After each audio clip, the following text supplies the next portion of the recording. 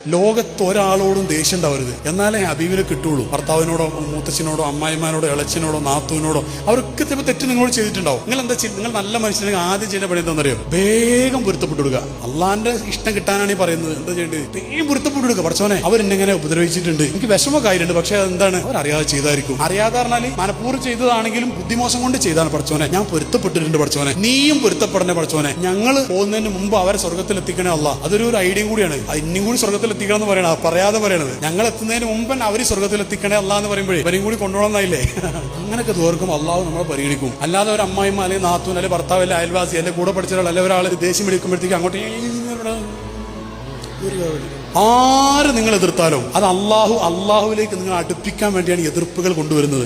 അങ്ങനെ കുറെ സീക്രട്ടുകൾ ഇസ്ലാമിലുണ്ട്. അതാ ഞാൻ പറഞ്ഞത്. അത് മനസ്സിലാവാതെ നമ്മൾ ഇങ്ങനെ കച്ചറ കൂടി ഇങ്ങനെ നടക്കും. ആകെ അമ്മായിമാരോട് പ്രശ്നം.